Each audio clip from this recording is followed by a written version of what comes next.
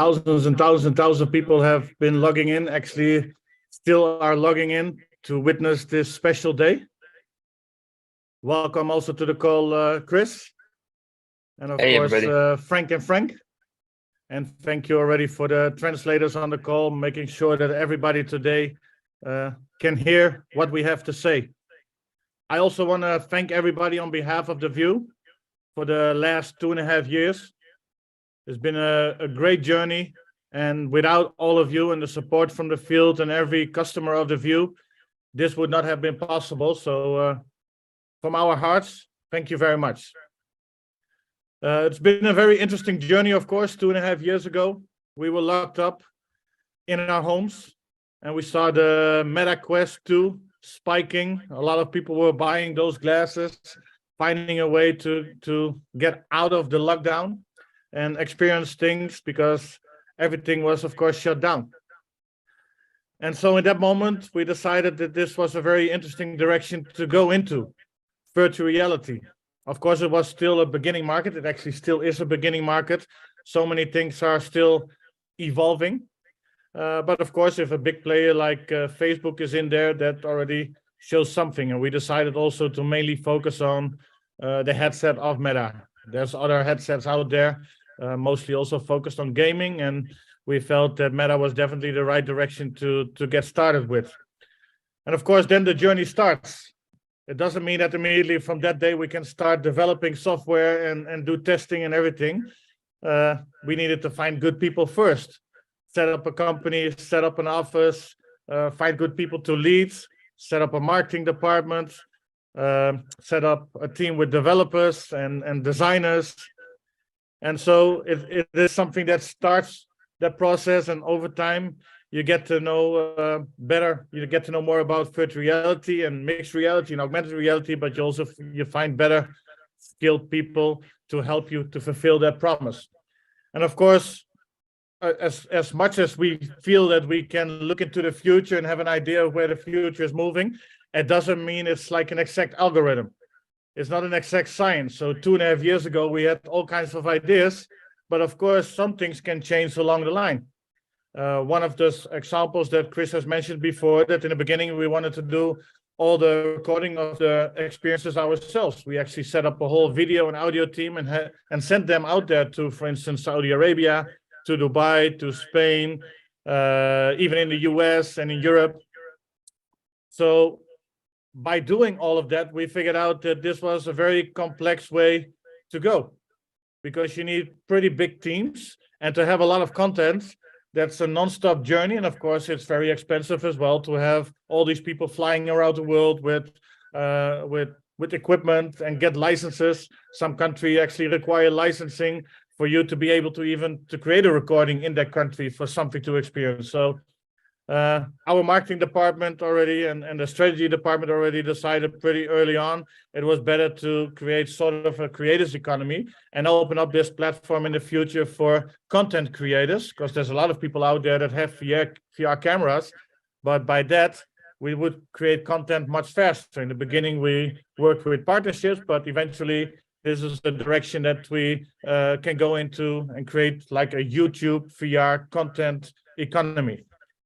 And so along the way, we also saw that the VR itself was not developing really fast. Actually, it wasn't until last week that Meta announced their next Quest, the Meta Quest, later this year. It wasn't until last Monday that Apple finally, after all these years, decided to announce their Vision Pro, which means that the market is still evolving, because a big player like Apple now decided to get into the market as well. And I'm sure that other companies like Google, Amazon, all of the Microsoft are working on something similar as well. So in the meantime, we are not big enough to determine the market. So we always have to hold back a little bit to see where the market is moving, because our promise that we made 2.5 years ago for us was not to make exactly what we thought we needed 2.5 years ago, but to be flexible enough along the way to create something that is beneficial to all of you, the customers of The View, the people that participated as an early adopter, purchased the memberships, becoming a customer of The View, and therefore also getting something extra in the future for being part of that early adoption. And again, it's been already an amazing journey to work with you to do all of this. Today, we're going to showcase, we're going to explain, we're going to launch a lot of things. Some things you have maybe an idea about, some other things may come completely as a surprise.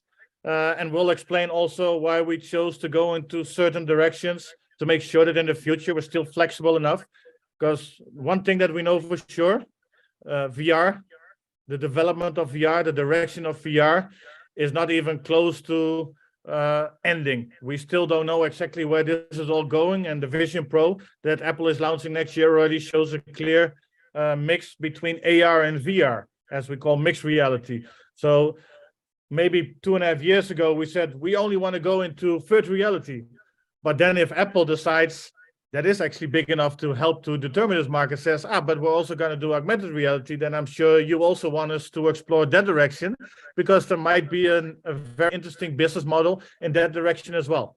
And so that's been on our mind constantly, not to be too focused on a roadmap that we launched 2.5 years ago, but we expect you to understand that we are flexible enough to do what needs to be done to become a very interesting business model for all of you. And so we're gonna have some people that you've seen on the stage already before in the events, talk about the business model, talk about a little bit of technical background, because I'm not a technical person. Chris is not a technical person. We understand things about technology, but when it comes to about hardcore technical, that's not us. But again, that's why we need to find people that actually have that skill set so they can help us to build the best product possible. So first, I'm going to give the word to our CTO, Chief Technical Officer, Mr. Frank Radeveld, who's already in this industry way back, even before VR actually existed. He was in something similar that would grow later on into VR. Not that he's old, but he was there in a very early stage. And so I would like to give the word to Mr. Frank Radeveld to give you a little bit more technical background about virtual reality and where we're at today. Mr. Frank? Thank you very much, Rod. And I am indeed a little bit older than I look, but thank you for the compliment. I would like also to give you a little bit of a presentation, and if that's okay, and I would, oh no, I can't. Okay, then I can also just talk about it. So, or should I wouldn't have slides if I can, but I don't need them necessarily. So you should be able to share now. Yeah, okay, it works. Yeah, thank you. So I wanted to do a little bit of a technology session to set the scene of what is to come, so that you actually get an idea what we are doing and what is necessary for those things, that we can actually do them. And one of the things that are important, something you have probably not heard before, is called latency. And that is the delay between action and reaction. If you move your head in virtual reality, also you want to have the image move in the same way as you move your head. And for this to work, actually, the cameras and the sensors of the headset need to track your movement, track the movement of your fingers, and do this in a very high frequency. So the Quest 2 platform, which we have chosen, actually does this 72 times per second. So all the sensors are generating that much data, and that actually gets into the compute of the Meta Quest 2, and it calculates the view that you are seeing for each eye, almost to 2K, at again 72 times per second. So this is a lot of calculations that needs to be done. And as you know, the Quest 2 basically is a mobile phone, CPU, GPU, graphic, and compute unit.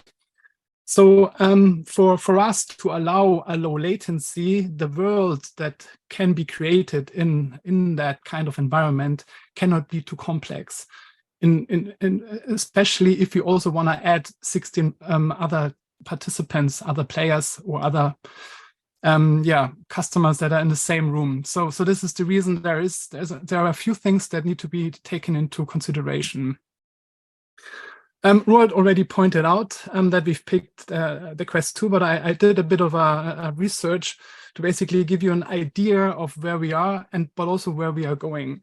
So this is basically the history of a few of the most important headsets that came out in the past almost 10 years. And it all started with the Oculus Rift platform, which basically was announced 2014, so almost 10 years ago. Which was still the rendering and the graphic was done on a PC, and you had a cable that was feeding the display, and it only had a normal HD resolution shared between both eyes. So you had half HD per eye, and this is really you see a lot of big pixels when you look at this. Then the PlayStation VR came out that also had the same resolution, but it had a higher refresh rate, so you had more frames per second, more compute per second, and so on and so forth. And then the first headset that was a standalone headset was the Oculus Go that was released 2018, which was a huge step because you didn't need to have a PC or a console. You have everything you need in one device. But it was still very limited. So we could only have like 60 frames per second, which was a little bit, too slow to perceive it as a liquid motion. Let's move a little bit fast forward. The current MetaQuest we have is a very good standalone headset as of now. But as Roald also mentioned, the Quest 3 has been announced just recently to be launched this October, and it has a higher resolution and it has a higher CPU. And also the Vision Pro has been announced that has a significant higher resolution and a higher refresh rate, and also a field of view, which is also helping you to immerse in those virtual realities. Just really a few technical details on the Quest 3, just to get you an idea of what is coming very soon. So as mentioned before, that headset has a system on a chip, which is a graphic card and a compute card in that one SoC.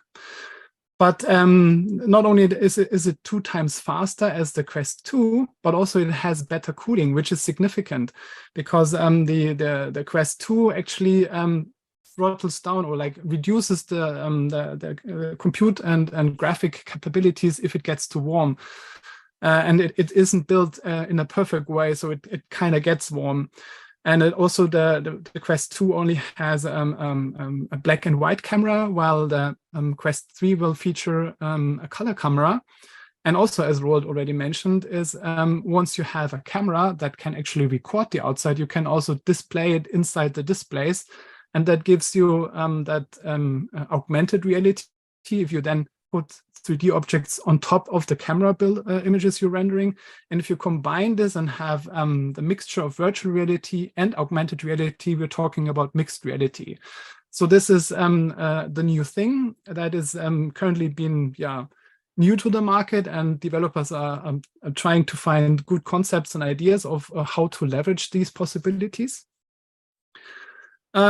Furthermore, again, so at least it will be affordable. It's a little bit more expensive than the Quest 2 when it comes out, and the expected release date is shortly after the big event, which will be late September this year. A few facts on the Apple Vision Pro, because I think this is a very interesting headset, because this is a larger step forward. It has the same features, like it has cameras and color cameras, and it can do augmented reality as well as mixed reality. But it has a completely different chipset inside, which is a full CPU and a full GPU, the Apple Silicon one. So that means there is way more compute power in this device than it is in the MetaQuest, because these are more mobile graphic cards, and this is really like a full computer grade graphics card.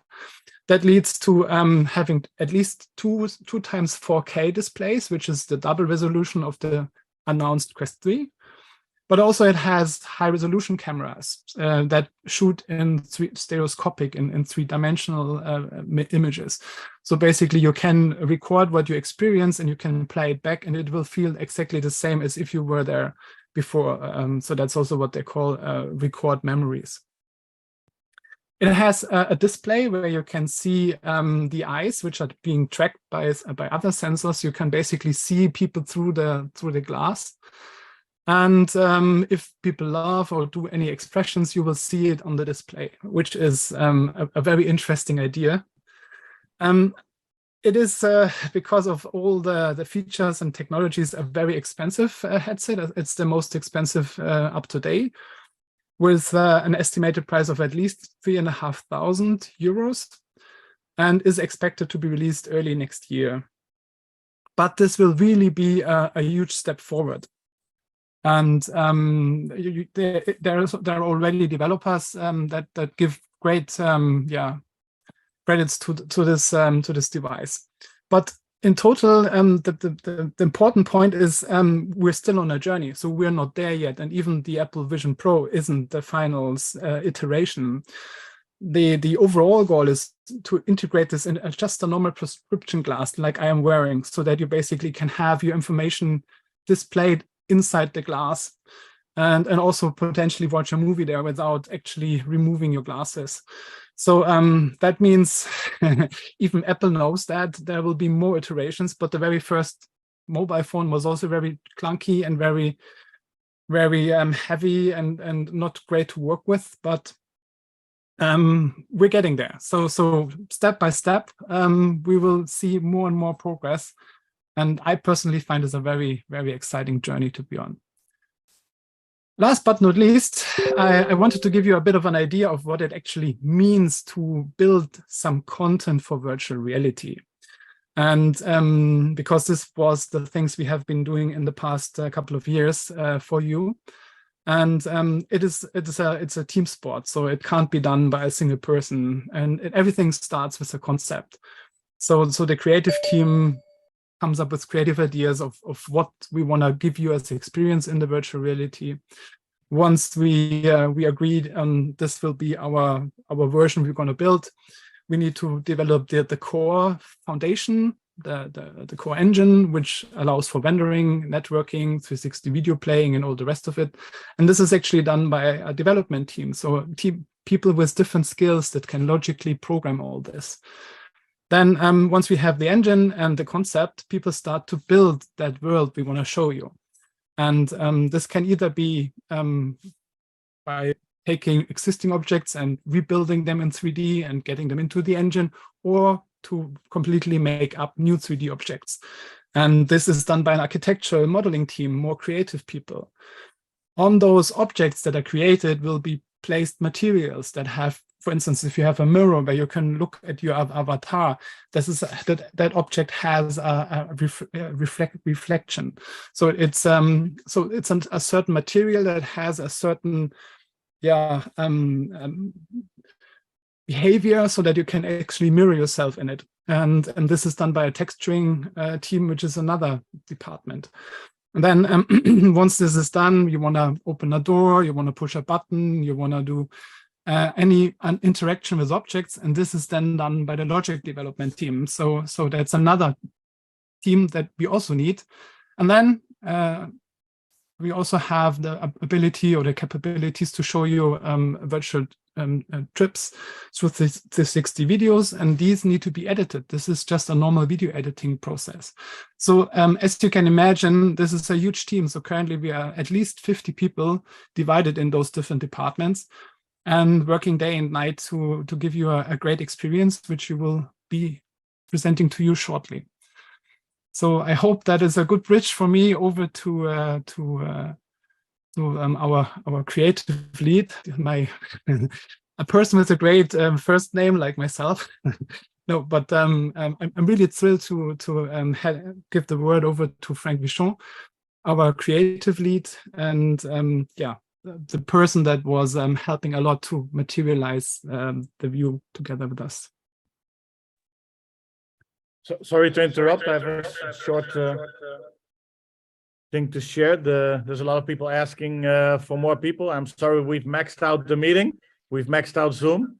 But just so you know, we are recording this meeting, and right after this meeting, we will share it with everybody, and then everybody can still experience the launch of the view today. So sorry to interrupt, but I got a lot of questions, Frank, and the floor is yours.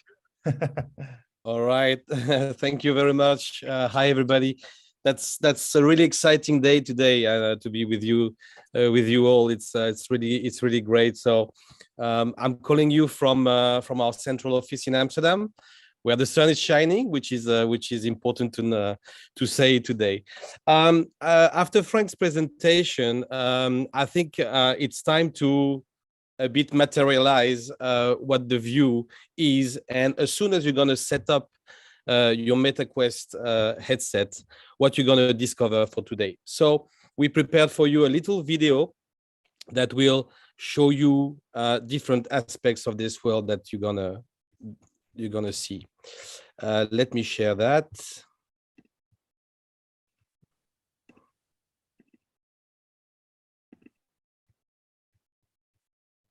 All right. You might see something black, right? Right now. Is it correct? Okay. I'm going to start then. So let's start the visit in your home. Yes, you got it right. Your home, where you will be able to do a lot of things in the comfort of your private area. You can easily move around thanks to the MetaQuest remote controllers. So here we are in the living room. You can enjoy some quality time, and you can discover the chill area where you can play music tracks over here, depending on your mood. Well, don't forget to get closer to the fireplace and to feel cozy with a great view around. Let's just look around for a moment. We're going to progress through this living room and pass through the kitchen and enter a very important place, the avatar room. This is the place where you can create your virtual self pretty much the way you want. So you can change the color of your eyes, of your hair, or even your outfit. The combinations are limitless. Let's take the lift now and press the button down to the cinema room. So you can approach the screen, as you can see it, in front of the couch, and discover all the travel experiences that we prepared for you. You can choose the 360 degrees videos in the language that suits you the best. We will bring you everywhere, from a beautiful natural landscape to big cities like Paris, from Italy, and maybe in a few seconds going to Cancun in Mexico for an immersive and educational experience without borders. Well, now we go to the top garden, a luxurious green area to enjoy with all your senses. Also, the door to the main balcony on the top of your house with a great view and the access to the other existing hubs, the business hub, the entertainment hub, and also something special for you. So, well, here this is the modern entertainment hub. It's articulated around an amphitheater and a social space where you can meet all the other people from around the world. Events and concerts of different scales will be held in the future. Now we are entering the business hub, a great space to get to network, to know people, to get some presentations. Well, if you want a bit of more privacy or intimacy, you can also meet few people in the cozy rooms all around for effective meetings. This is pretty cool, yeah? You can choose any place you want around and enjoy some nice conversations with your friends, your partners, or your clients. And something we think you're gonna love. The dedicated space for Success Factory people, where all our community can meet and live some special moments together. That will be our virtual private space, where all our dreams can come true, thanks to the community and thanks to all the conversations and the great presentations we will have there.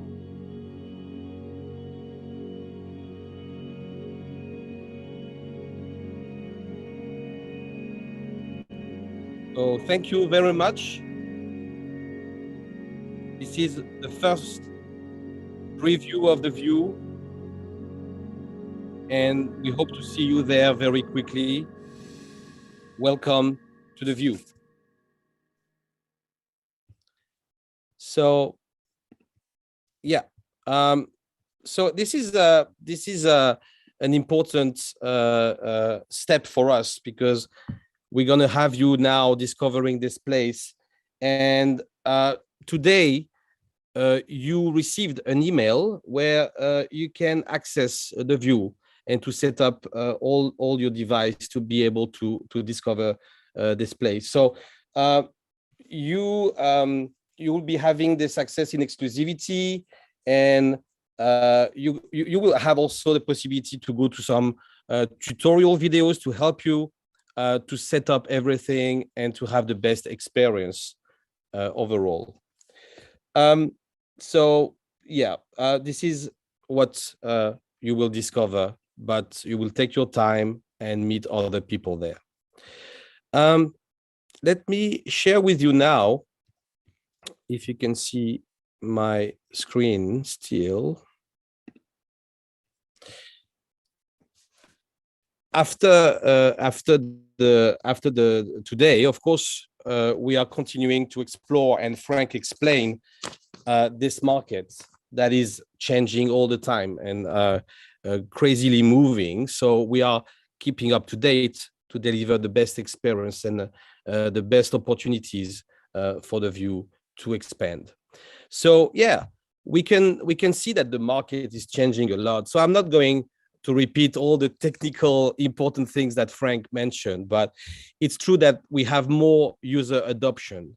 When a few years ago, maybe most of the people in VR, in virtual reality, were specifically hardcore gamers.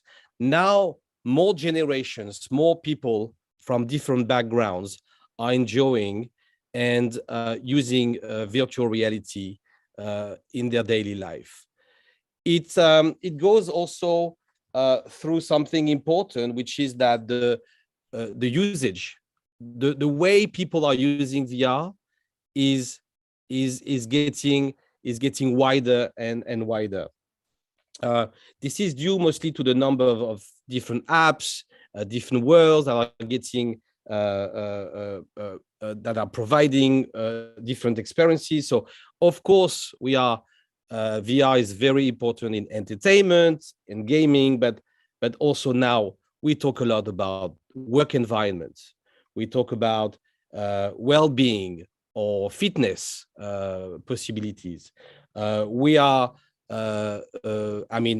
Apple was talking a lot about movies, also like entertainment as well, but like the movie experience is very important. And professionals are using virtual reality a lot as well for some trainings, or, to help their employees to learn much faster because of the immersive feeling of virtual reality. Then we mentioned it already, we have more hardware. I mean, few days ago, Apple Pro Vision came, and this is a great sign for all of us. That means that virtual reality is going to expand. It's going to expand also not only on the virtual, but also augmented reality, as we understood. And it's going to open a lot of different possibilities. The MetaQuest 3 also will help us to get to more and more families, more and more groups of people. It's really exciting. And more development. Yeah, I mean, the catalog, the content that is available is growing every day. It's a lot of things now happening, and that will help certainly the people to adopt this new media even faster. So the more the content, the more the catalog of games, experiences, or worlds will expand, the more people we're gonna have. So now it's not a big surprise that the augmented reality and the virtual reality market is gonna grow exponentially. We have some great perspectives for the years to come, and it's only the beginning. As Roald said at the beginning, we are in the pioneering phase of what is going to be available in a couple of years. So it's very, very exciting moment for all of us. So you've been seeing the View, the first version of the View, but we are already working on things that will happen in the future.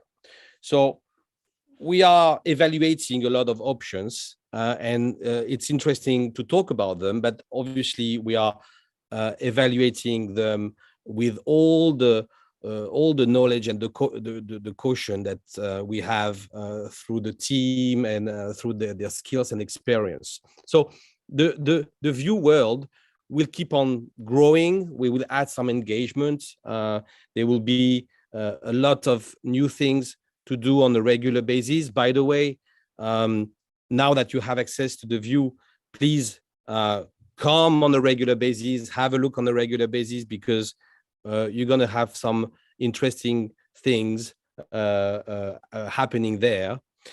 Also, because it's a very, very vibrant market, we are talking with some possible partners.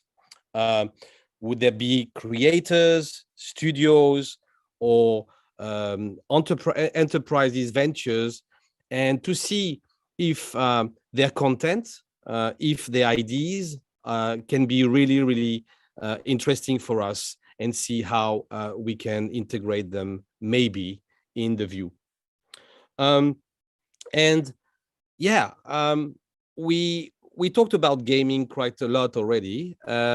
Gaming is still a very big part for adoption and for people to get to the View, to get to our world. But in general, gaming is a very, very powerful field. So we are thinking right now into creating a gamified, unique experience or game that will be obviously quite interesting in terms of optimization of the world, but also about the monetization of the world. In terms of monetization, just a couple of words as we keep on exploring many options and many tools that are available or we are thinking about.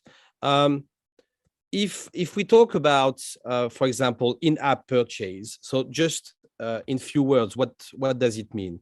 When you play a game, or you are experiencing something in particular, and you want to make this experience better, to have bigger potential, to have bigger opportunities, for example, to buy extra levels, or if you have a great avatar already, but you want something to buy to make your avatar even more funny or beautiful. So you can purchase inside the app with somehow maybe a token. A token is a in-game currency, so it's a currency that you will be able to buy inside the app, and then you can spend inside the gameplay or the platform. It works very well for games, but also with social spaces, because you can buy many things for your avatar. You can buy many things for you to optimize the way you talk to people. So obviously you will be able to have a great time and to upgrade your experience. Also, we are thinking about what we call the freemium subscription. So the freemium subscription is about like giving the access to the people, to a certain experience, to a certain world. But at some point, if you really want to get into a sort of ongoing experience or getting into something very, very specific, you can upgrade by a subscription, meaning that you may have the possibility, for example, if you want to run, not to run, but to participate to a fitness class. So we can have a first experience for you to understand how it works, how it is for you, and if you like it, you can buy a fitness program with a specific coach, with some interactivity, with some courses, surrounded by other people, etc., etc. So you will be able to do all that with a subscription that most of the time is coming on a monthly basis. Thank you very much. Yeah, that's. I give the word to Roald, I imagine. Yeah. Yep, I'm back. So thank you, Frank and Frank, for explaining the technical background, of course, for virtual reality and everything that's happening in the market right now. Introducing a short tour through the View app, and of course explaining a little bit about the business model so people understand what kind of directions we are working towards. For me, it's important to, I just got a notification that I need to share. A lot of people have been asking questions about the email that was sent out earlier, how they can link their accounts, and it says SuccessFactory affiliate code. I should mention that this is not your affiliate ID or referral ID, but this is actually a user account code that you can find in your profile section in the View dashboard. So the referral ID that you have from SuccessFactory is something different, so that code won't work. I think we've hidden the code for now, but in 15 minutes or so, that code will be visible. So you log into the View dashboard, then you click in the menu on profile, and then somewhere in the bottom, you will find the code that you need to enter into the form so you can link your accounts. So as I explained before, 2.5 years ago, we started a journey, and along the way, we also learned a lot.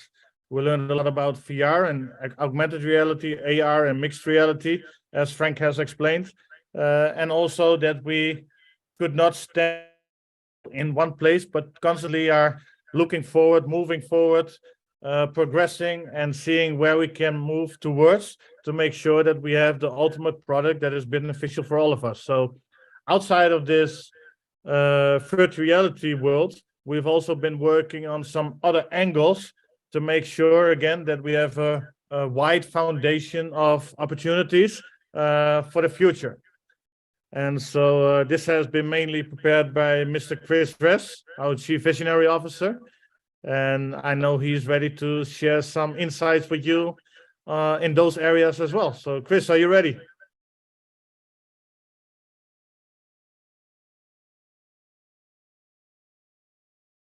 I know he's logged in with 2 accounts. So yes, I am. Yeah.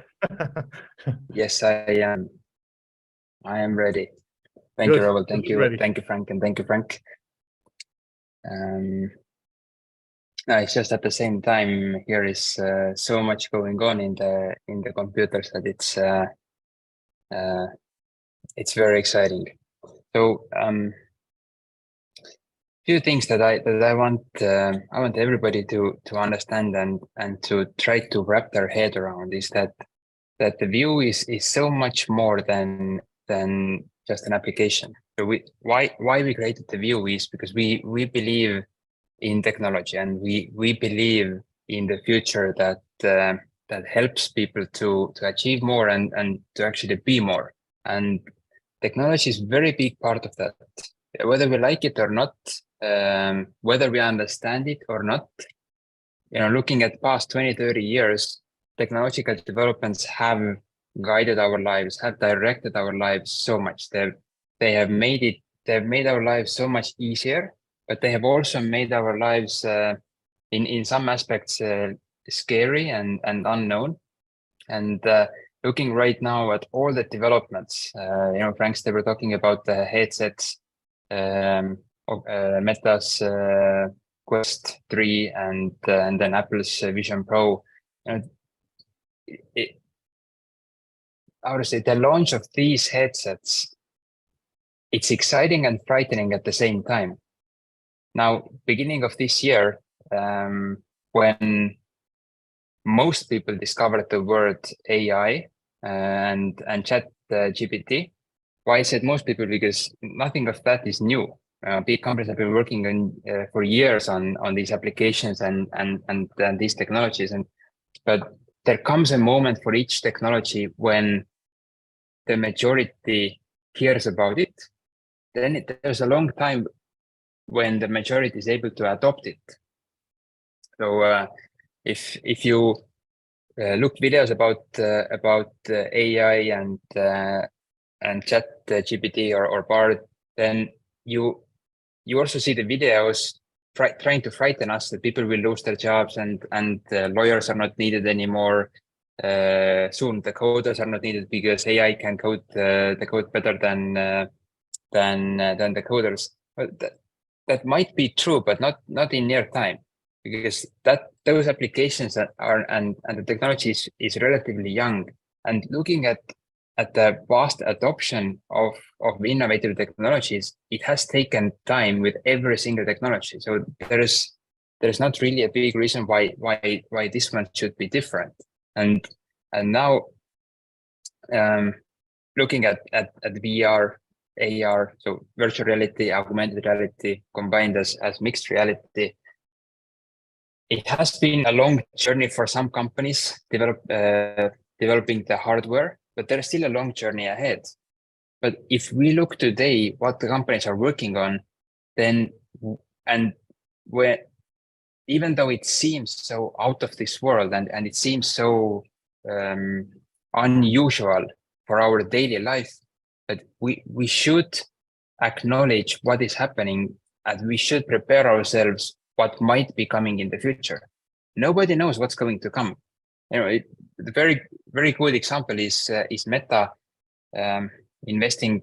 I don't know what was the loss for the past few years in the whole metaverse and virtual reality direction. 20 billion, 25 billion, something in that ballpark. That's not a small amount, but that means that one of the biggest technology companies in the world is betting heavily on that industry. Now they see that, okay, it's going to take a little bit more time. So they're cutting down on their workforce and on their focus on it to focus on other areas as well. But that doesn't mean that they have they have buried the idea. If you look online, you're reading the articles, headlines are that Meta or Zuckerberg has abandoned their metaverse. Listen, in the latest conversation was yesterday or the day before, there's nothing about abandoning. It's just you need to time to time you need to adjust your course. The biggest companies also do that, and with the development of technology, with the adoption from the people, these decisions have to be made. We are so they are also now Meta is also now focusing a little bit more on augmented reality. Apple came heavily on augmented reality, but the same headset can be used for VR as well. So it's definitely a direction that the biggest technology companies believe in. So who should say that, or who can say that, listen, that's not the future of technology? Those companies have predicted the future for a very, very long time. And looking at their success in technology, I think we can believe them. Nevertheless, even they adjust their course and they add new approaches, or they change approach from one direction to another. But all in all, what we can say is that the digital world is something that already today is very strongly part of our lives. Our presence in social media, how much time we spend at any kind of screen. Is it the tablet? Is it the computer? Is it the phone? Or even is it the headset? We spend so much time there that there is no possibility that digital world is not our future, or it's not a strong part of our future. How will it be? That is the thing that nobody knows. Mark doesn't know it. Tim Cook from Apple doesn't know it. We don't know it. And all of us, we are trying to predict, we're trying to see what is the thing that, how to say, hooks the best, that hooks with the interest of the people and works and gets the biggest adoption. Now, when Frank was explaining about the headsets over time, we can clearly see two. And for me, I took two very clear situations from there. One of them was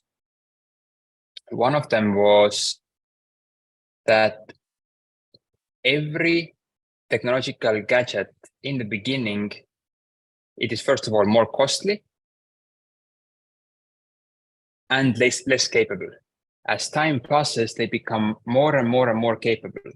Now, and more cost effective, or remains at the same price, but it produces you a lot more. Now, when we look at virtual reality, that was 5 years ago, the quality, what you could render in the headset, and the quality that you can render now, and the quality that you can start rendering with the MetaQuest 3 in the fall, it is increasing and increasing and increasing.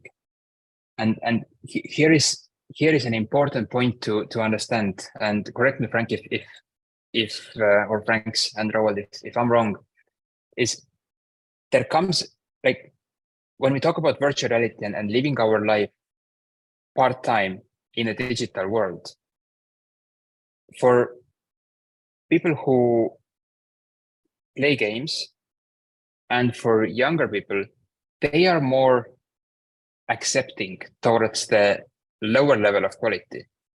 The older we get, the more realistic we want the world to be. Hence, taking a few years back, and even today in virtual reality, the quality is not that nice. I see Frank shrugging because he's been with the journey so long time. For him, it's like, it's awesome. But if a new person comes in right now and puts on the headset, the quality is not at that high level to make that person perhaps understand that, listen, this is going to be our future. No, not exactly what is now, but what is going to be in a couple of years, 4 years, 5 years, because the quality is going to increase.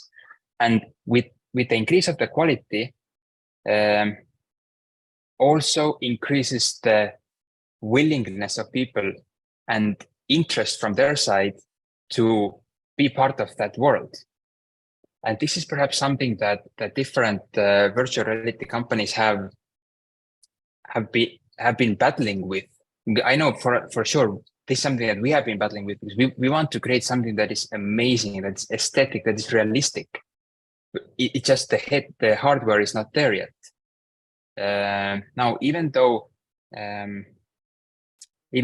Apple's Vision Pro promises very high quality, we're yet to see how it will really operate with VR applications. We can't overlook the price, $3,500. Well, that's not something that is a mass product. Whereas when we look at Meta with $500 around that, it is clear that Meta has, well, Apple has always been a high-end product, and Meta's approach has been to grasp a wider audience. So I believe that after the Vision Pro, that there also comes a more cost-effective version that perhaps is not as capable at first, but is at least more in the reach of a common man. We can think that this current version is perhaps for the developers and really to come in with a high price and then come with a lower price to say, well, the regular Apple Vision is like a bargain compared to the higher one. Well, we are yet to see, but what we see is that there are big companies working in this direction, producing and manufacturing hardware for other companies like us who create application to build their applications on. And I'm personally very excited to see that there is progress, constant progress in development of the hardware.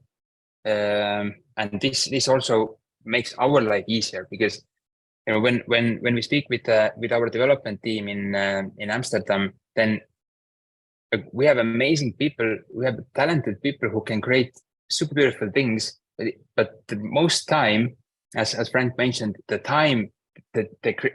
development time with virtual reality is very long, because the vast amount of time that goes is to make the quality lesser, so that it would be suitable and it would be working in the headsets.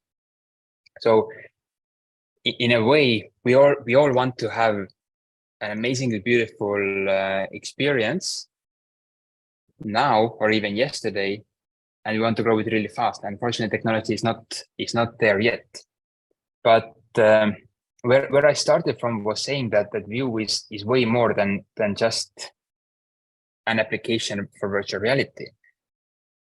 With the View, what we want to create is a digital world where you have your persona, you have you, and you can experience different experiences. You can socialize, you can conduct business, you can learn, you can do all kinds of activities in different places and from different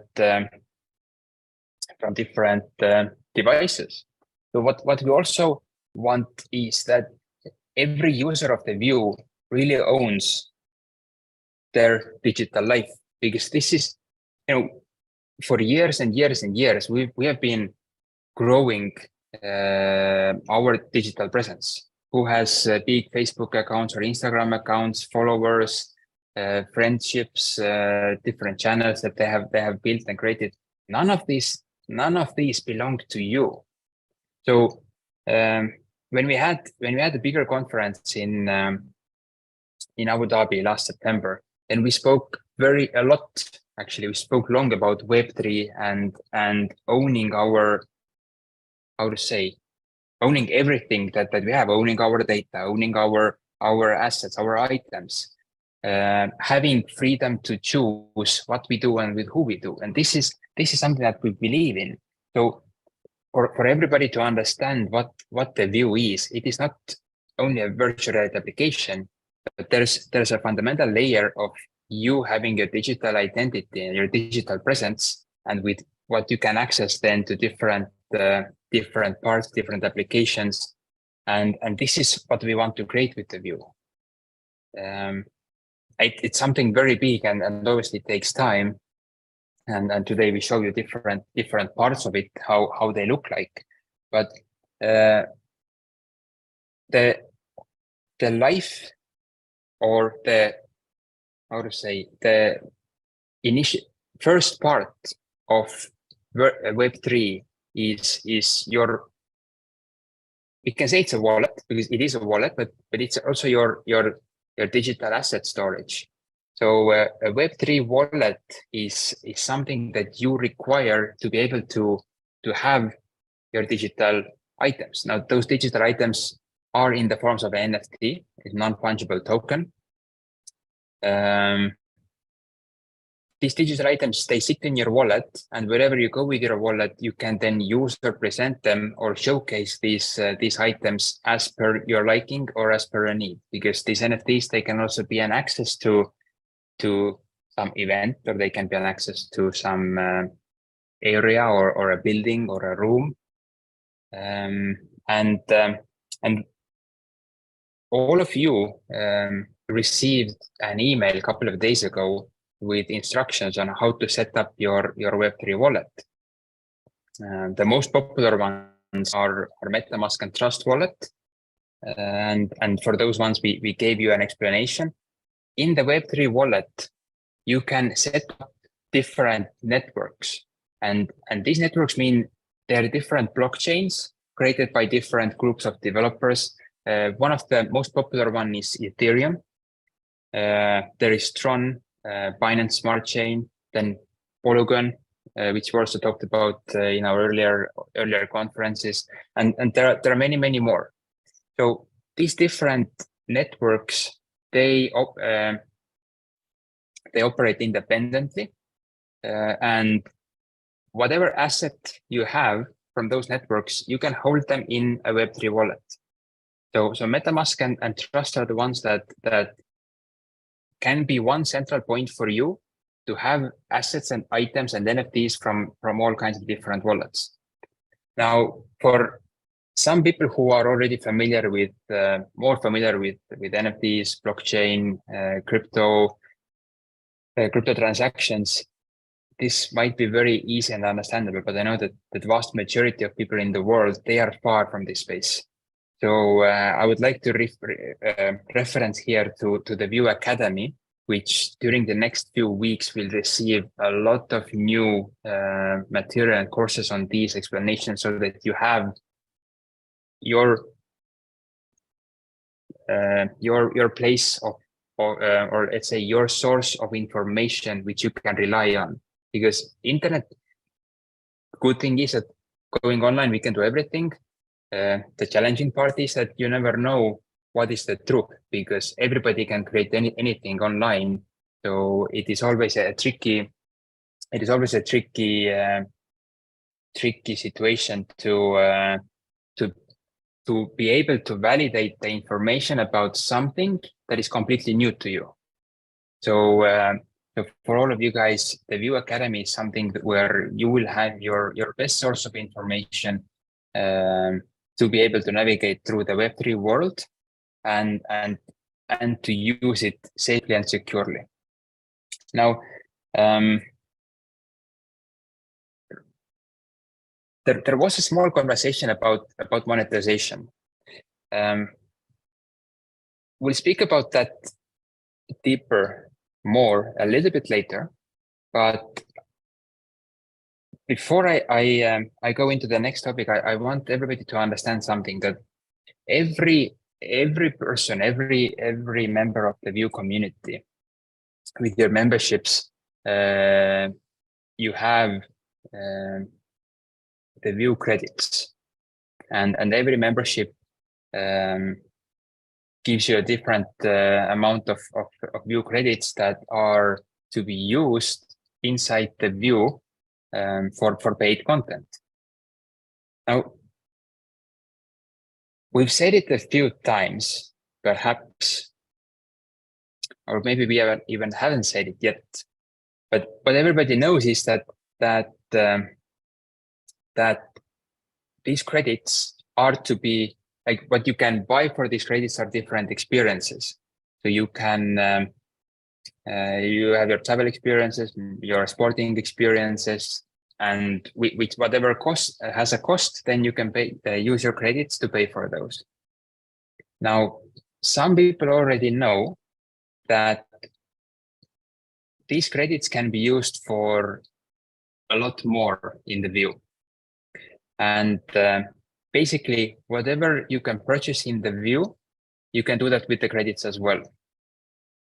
Now, you might ask, but what is there to be purchased? Well, if you have your avatar, for example, and you want to customize it, or you want to make it look, or you want to customize something else, then there are different items, different assets that you can purchase, which are also purchasable with the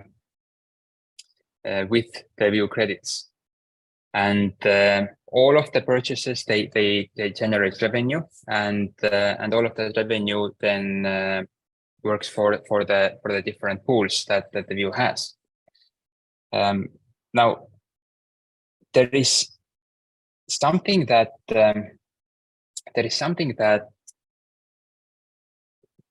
we showed a little bit in the February conference. I don't think that most of you really realized or understood what it was, but it's something that we've been working on it since last year, and to add more possibilities. Actually, there are many things. I like from the Apple presentations when they launch something new, and then they have this when they have software updates and updates to the gadgets.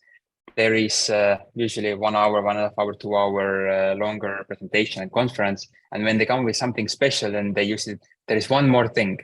I would like to say that like perhaps now is the moment for like the same moment that there is one more thing, but there are actually a lot of new things that are coming to you as a surprise. So I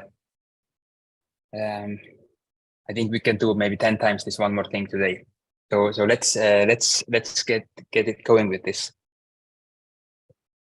In September, we spoke about Web3. In September, we spoke about not only using your headset, but using other devices as well.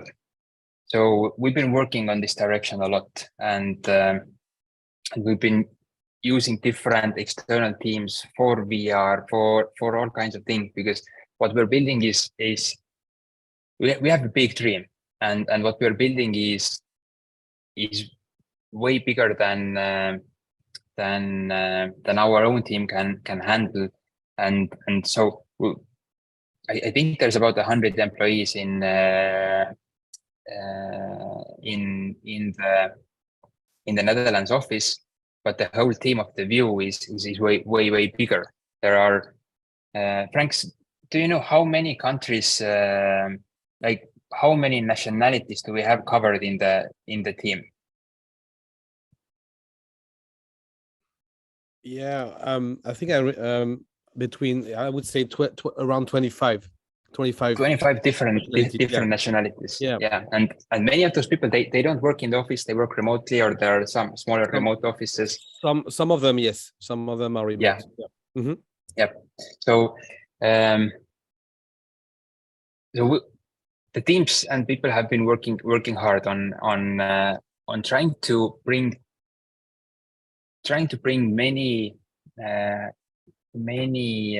functionalities sooner than later, because in September when we spoke about Web3, we said that that's not going, like, that's something that we want to do, but it's going to take time.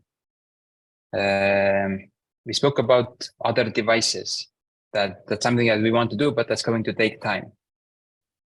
You know, creating a big software it's not going to happen overnight. So obviously things are going to take time, but we started pushing harder in certain directions to try to deliver certain things sooner than later. So I'm going to show you something that exists, that is ready, that is there, and that you will also get access to. But it's the beginning of another like additional direction for extra devices. I will first show you a video, and then I will explain you what it is. But everything that you see in the upcoming video is something that you all will have access to as well. That is part of the view, but that is part of the view that at first can be accessed from the computer. And at later stage, when the headset, when the technological capability of the headset also increases, then it's possible to use it from the headset. But there are certain workarounds to bring that faster, and with Frank, we'll be able to talk about that in a short while. So what I'm going to do now is I'm going to share my screen, and I'm going to share my screen.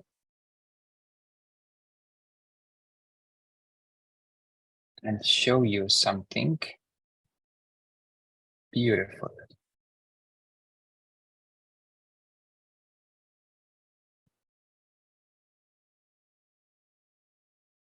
Are you ready? Good.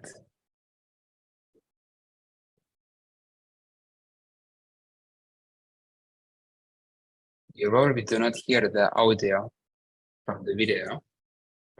This is the central area of the View metaverse. It exists, and you will all be able to go explore and be part of that.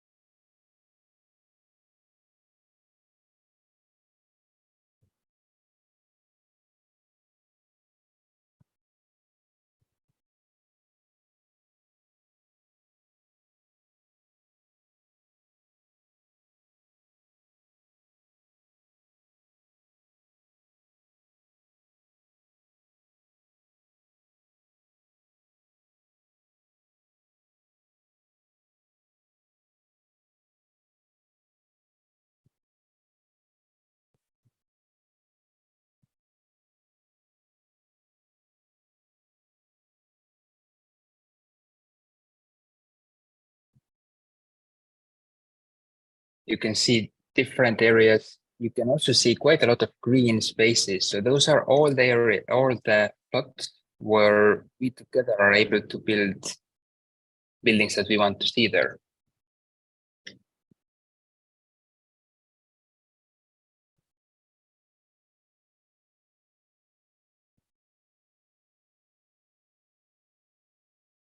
You can see cars that you can own and use. You can see different, very innovative construction buildings.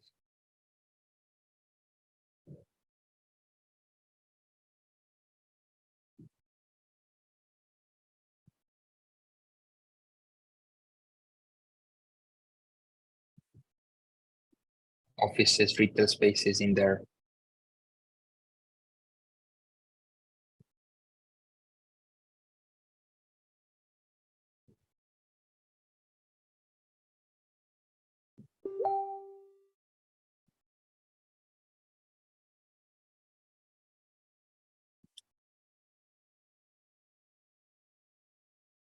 This is the lobby for the view.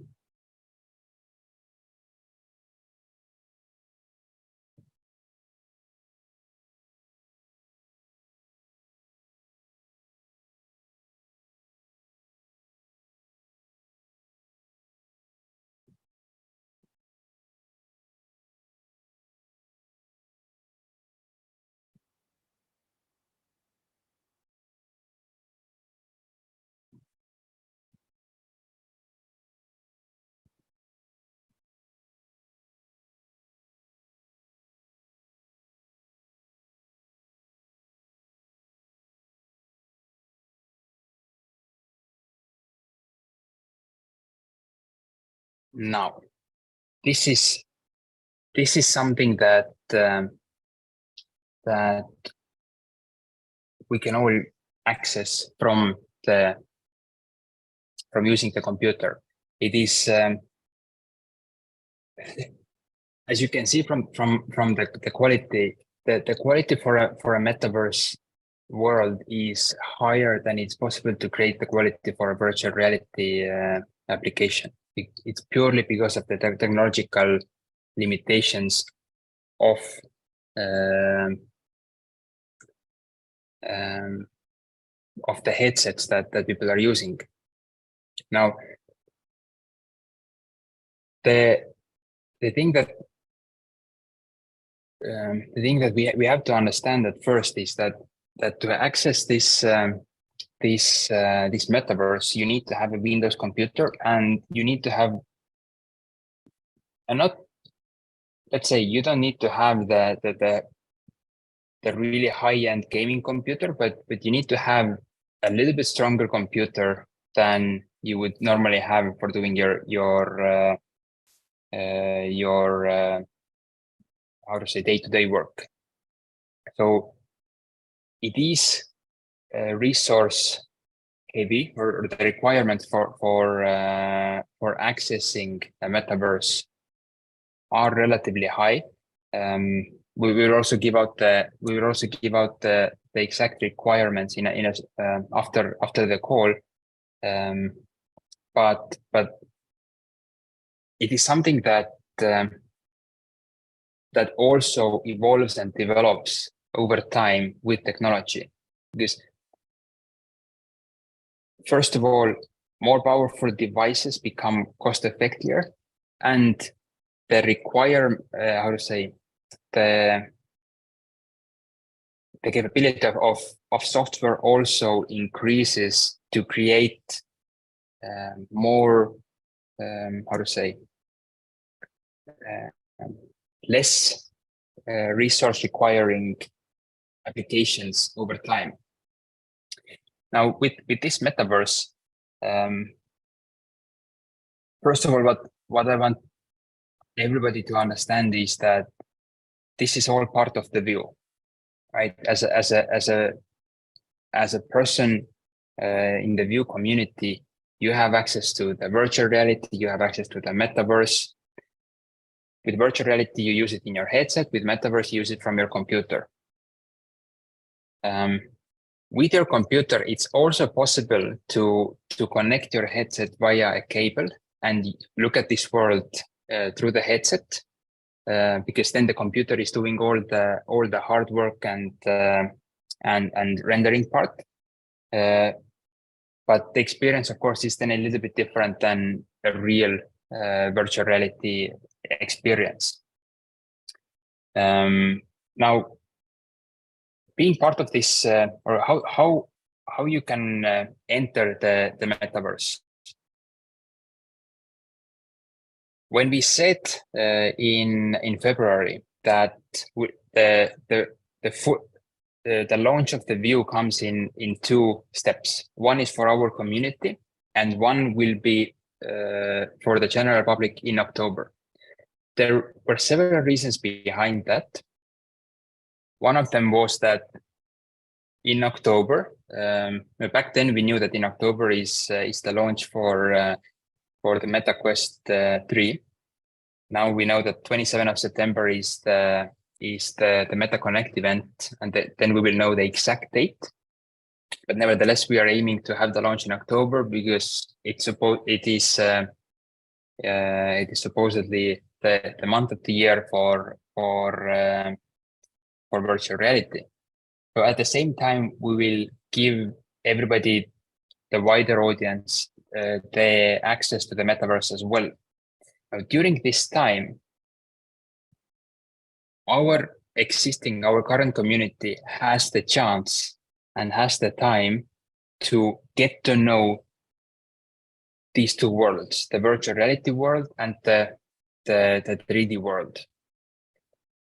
Get to know it, get used to it, and have the time to really set up and build your presence, your business perhaps, whatever you want.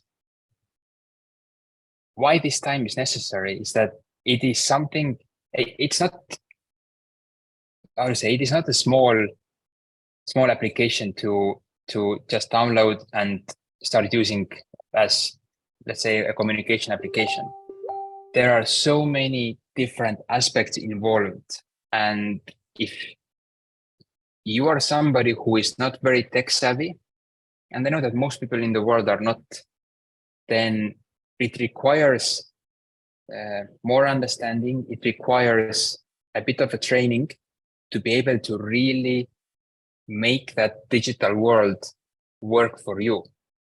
And work for you means not that it would work out, but that this expansion of the world really serves you, that it works in your benefit, helps to increase your current situation wherever you are.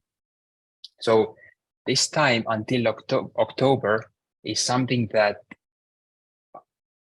I ask all of you to take that time and really get involved in the digital world to then be able to use it in your best interest once it goes to the wider world. And this applies both for the metaverse and for the virtual world.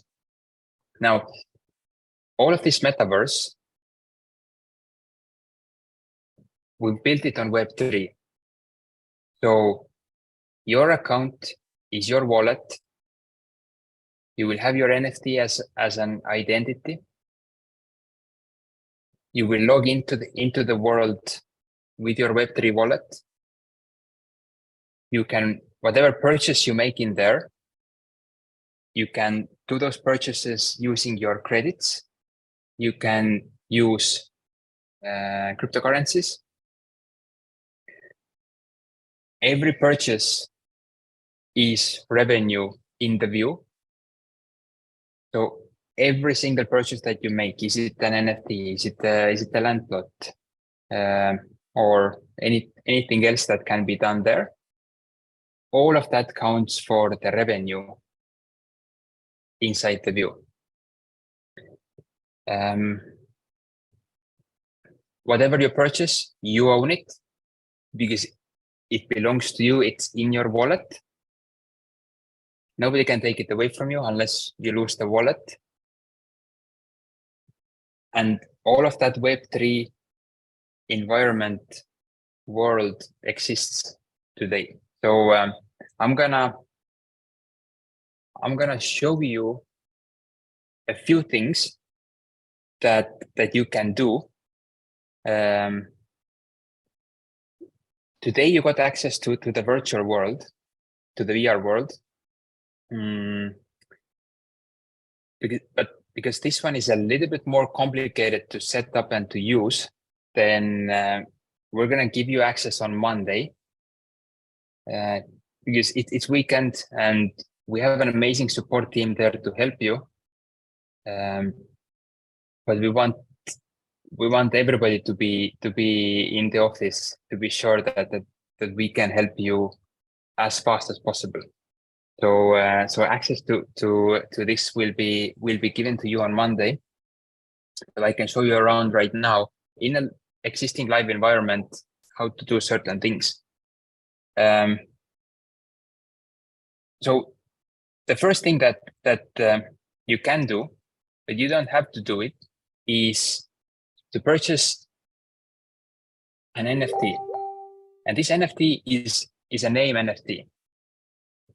So this name NFT, it is voluntary. As I said, you don't have to have it, but you can have it because it at a later stage, the same name NFT can be used as an access card to different buildings, different spaces. This name NFT is the only thing that is purchasable only with crypto, not with credits, for one simple reason. Because we want every one of you to make at least one transaction using crypto so you understand how to make a transaction using a Web3 wallet. The name NFT is $7, so it is not that costly, and at the current stage it's not even mandatory, but you can buy it. Но все равно можете покупать. Sorry, 1 second. Something happened with the interpretation.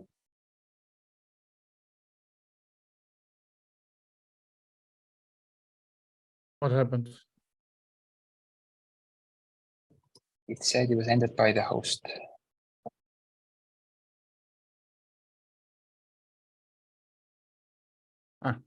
I was adding another one, but apparently something was glitching there. But I was receiving a request for another translator for Farsi, so should be up and running again. Yes. So making a purchase of the name is, as I said, it's voluntary. There are certain benefits because one name can only be once. obviously, and the names called the domain names in the virtual world they're like identifiers. So we can look at them in a way as website domain addresses, which were the unique identifiers or have been the unique identifiers for websites. So it's something that you can consider having your own name in the metaverse. Another thing that you can do is you can create your own MetaHuman. Now, MetaHuman is your avatar. The first one you can create is for free. تازانجا مترجم ژاپنی. You know what? I'll show it actually to you right away how a MetaHuman creator looks like. I'm gonna share.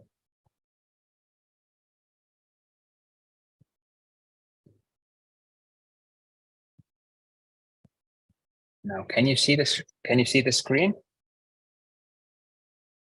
You can. Amazing. So this is a standard avatar in the view. I'm moving him around. This is a man. You can see nicely a view hoodie on him. You can choose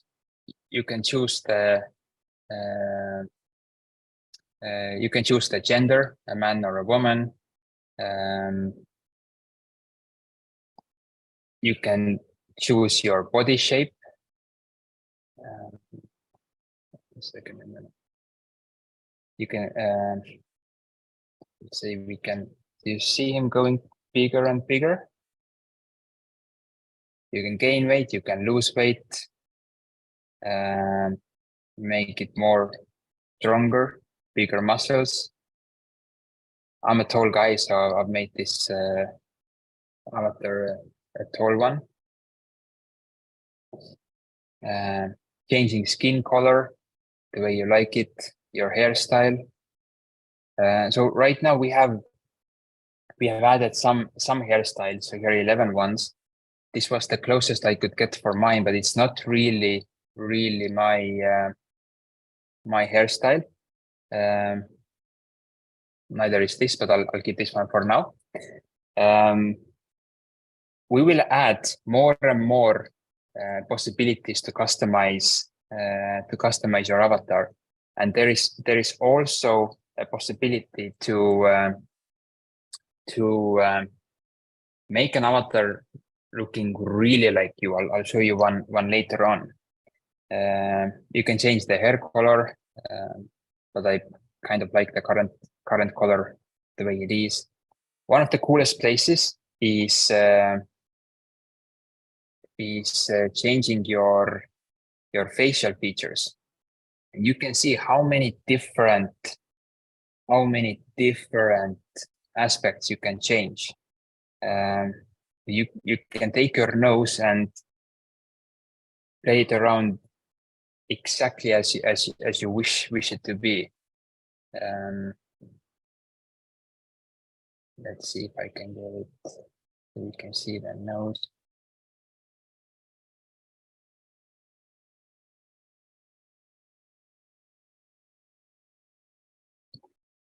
Make the nostrils more wider.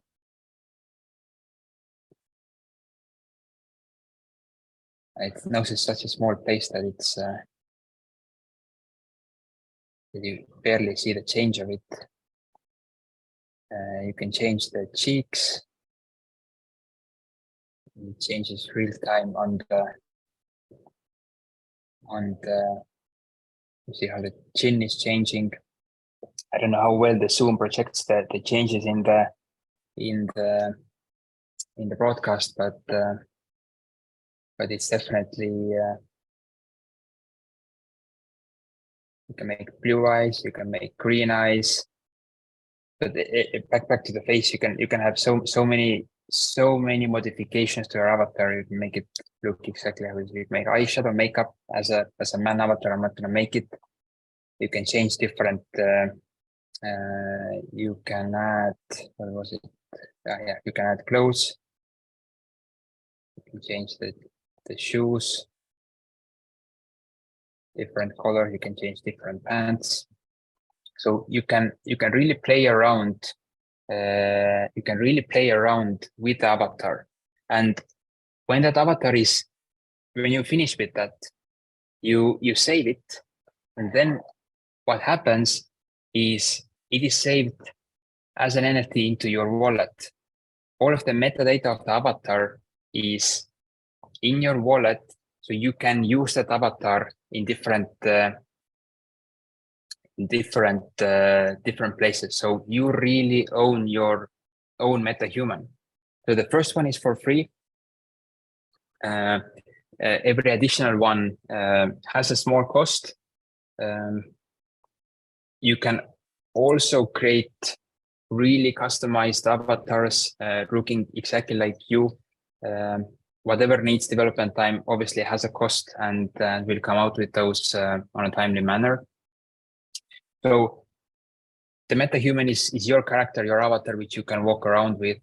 You can have your name NFT, which can be your identity and your access card inside the world. Then what we can do is we can also move around in the. We can move around in the world. Now let me share the screen with you once more.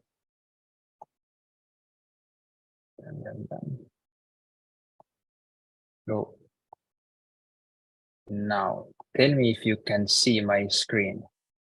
Yep, perfect. So as you can see, this avatar has got the hair that I have, and I can move around in the world. You can see there is all of that space that exists there. There are cars in the distance, there are trees, and now I think let's go inside. Let's go inside the view central area.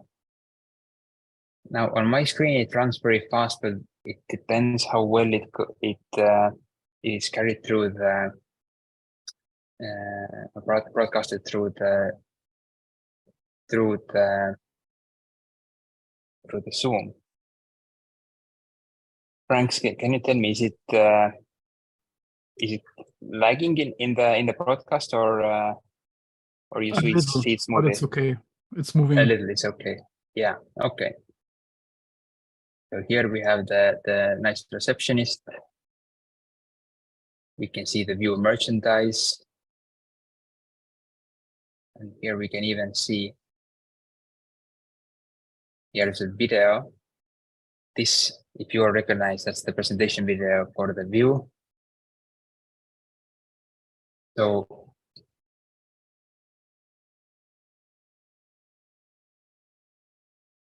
back outside, not to go into the water, but you can see how the water is even giving nice reflections. So this is the central area of the view metaverse, and I'll show you something.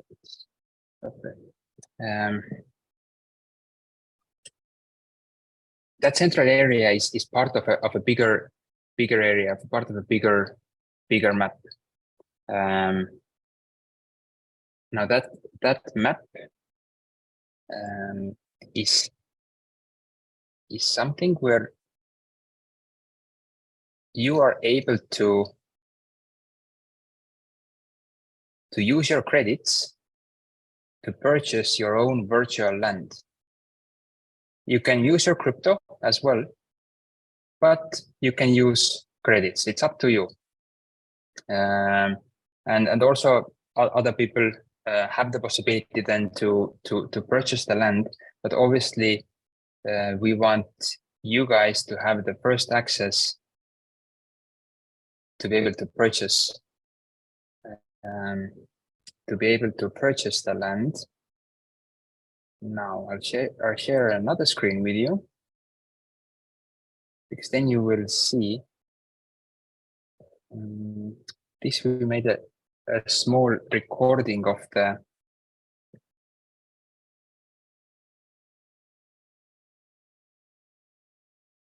no, nope, sorry, this was the wrong one.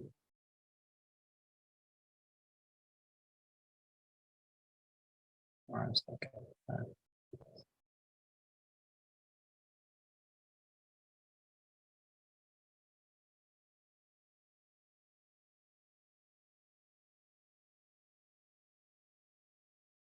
Now, here again, the moment you want to purchase a land plot, it's on Web3. Your land will be as an NFT. And if you look at the map, how it looks like, do you recognize the shape of the map? I think you're familiar with that. So Success Factory is the first ever network marketing company that has its own metaverse and has its own metaverse. So here you can purchase different plots for different purposes. They're different sizes, so we'll get into that. You can see here how the NFT also looks like. So everything that you do in the metaverse, it belongs to you. So the Web3 is built into it. The world is there. Monday you will have access to it. So the first things that you can do is set up your avatar. You can purchase your domain name, and you can move around in the central area. Now we give possibility for you guys to purchase the land in the end of this month, because even though you can do it theoretically, you could do it now, but we understand that some of you get along better with technology. Some of you are getting to know Web3. Some of you don't have downloaded the Web3 wallet yet. So we want all of you to have more or less equal opportunity to go in the same pace.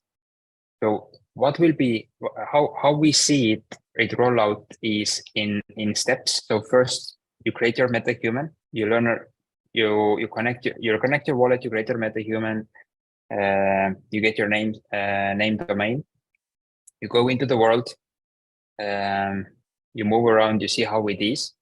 Then as a next step, you have the possibility to purchase your land plot. Smaller one, bigger ones, but the lands are limited.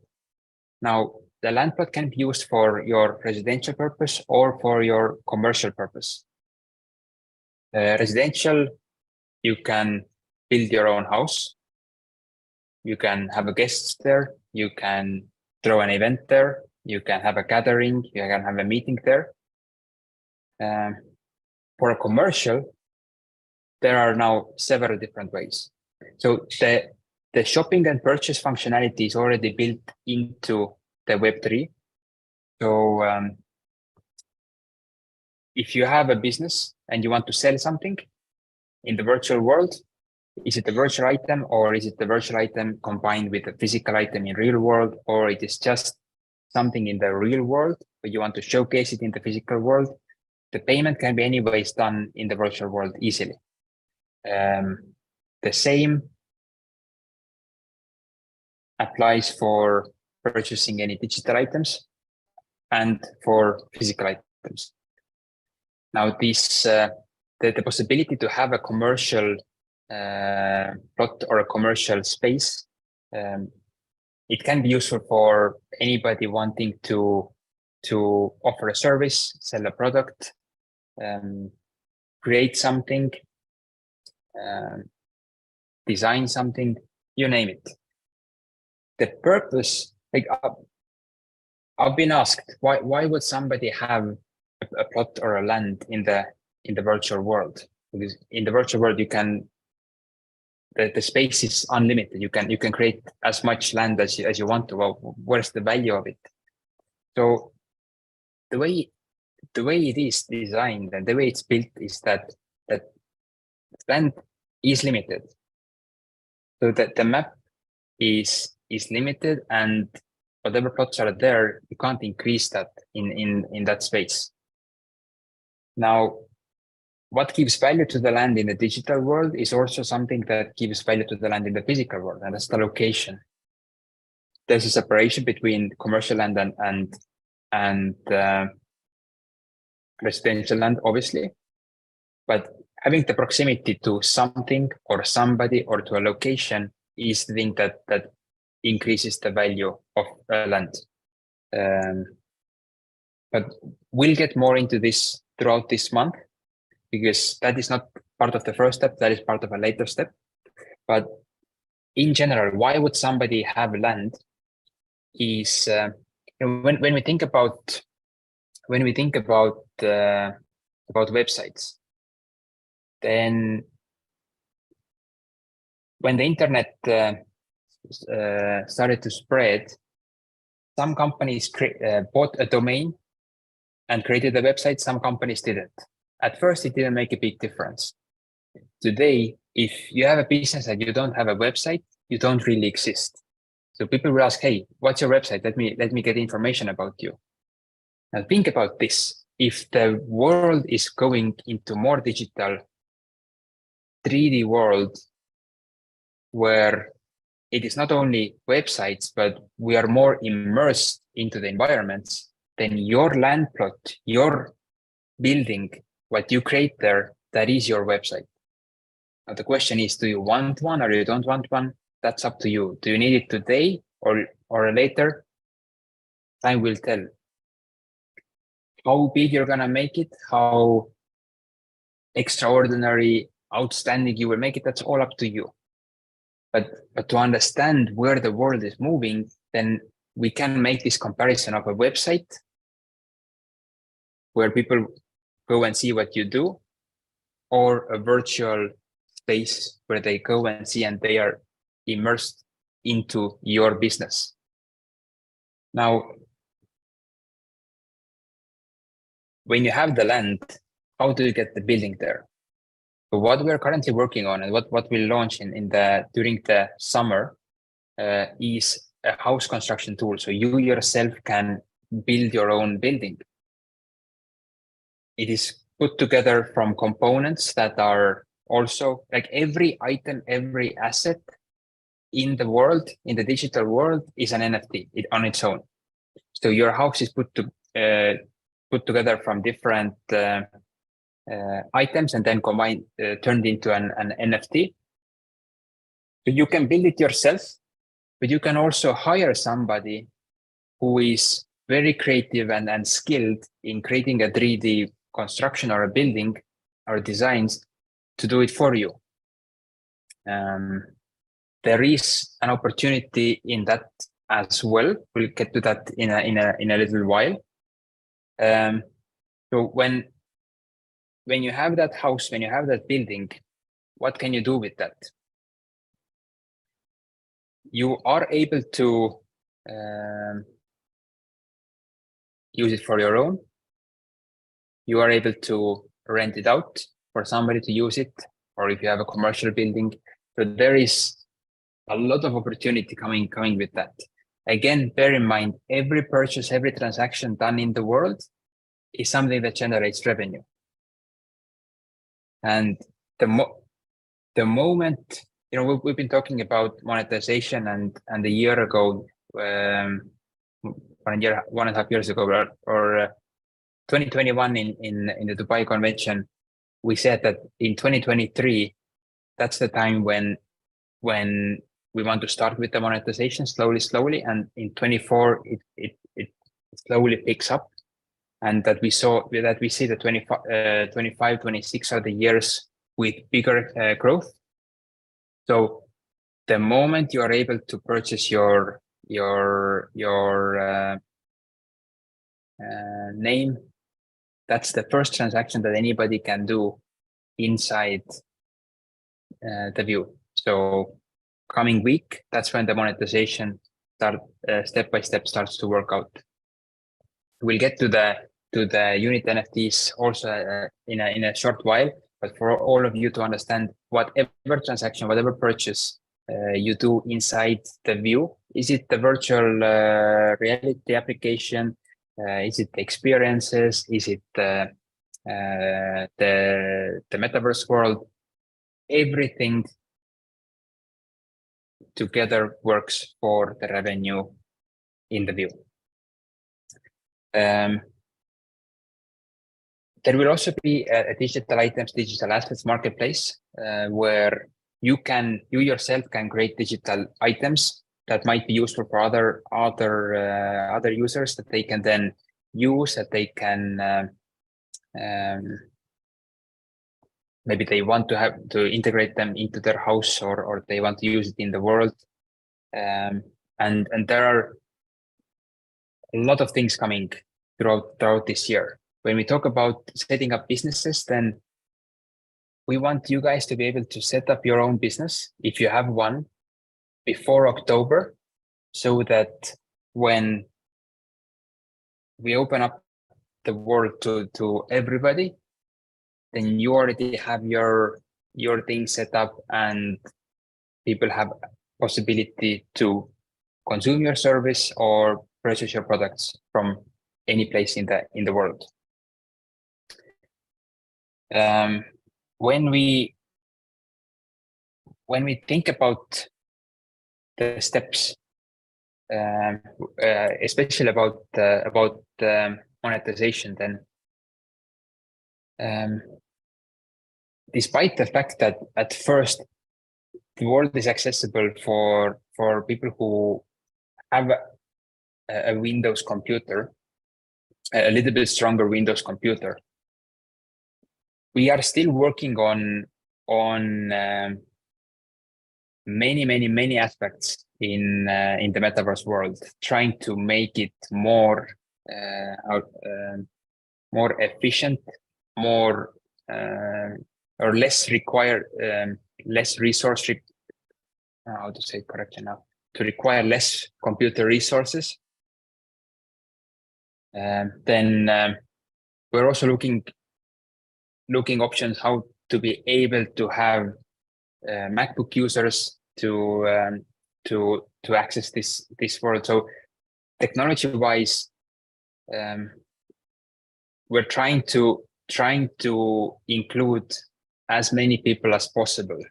As of now, it is a smaller group because of the technical restrictions, but I believe this is also something that over time we will overcome this challenge as well. Now, when looking at the technical aspect of this world, Frank, maybe you can add a few thoughts or correct me somewhere where I'm wrong. When you have good 3D designers and developers, then it is easier to create very beautiful and very high graphical components and elements. But the time-consuming thing is bringing down the graphics quality.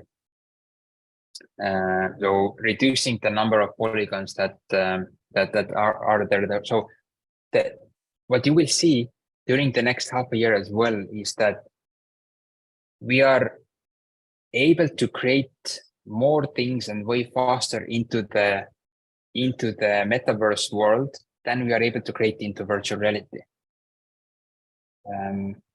So this is something that you will see, and from a bystander's point of view, is like, but why is it easier to create beautiful things, or like more, how to say, more realistic things? Because this metaverse, if you fire it up on your computer, it looks like a realistic world.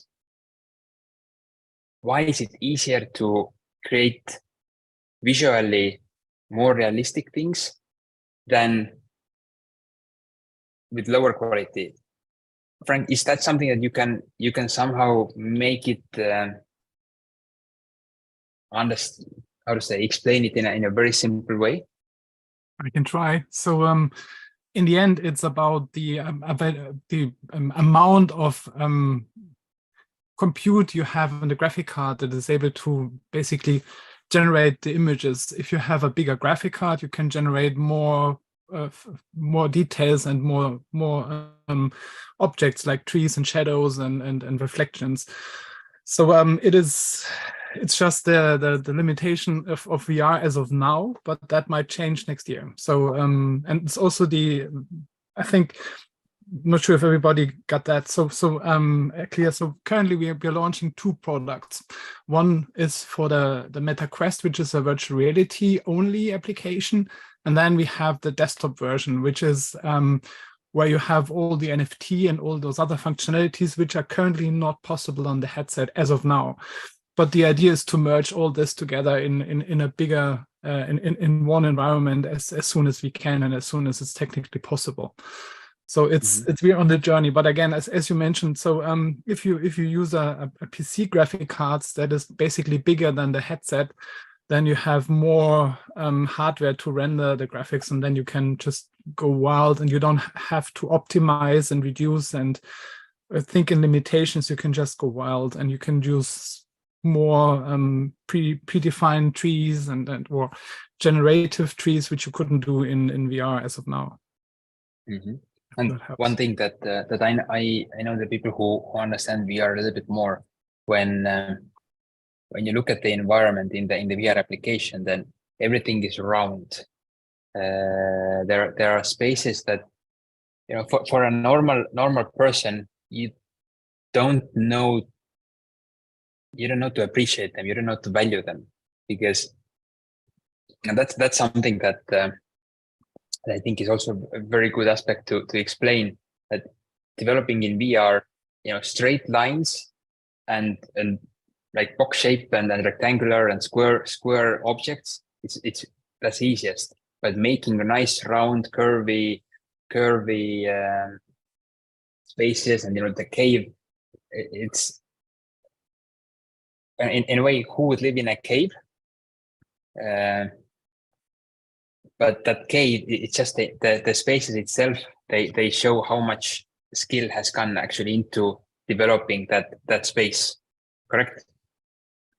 Yes, but it was also the concept, so that it has a certain feel and a certain emotion that you should receive when you enter the virtual world. And also, I think it translates not so great in video. If you really experience it in VR and you can like look around everything, and it gives so much more than just looking at it in the video.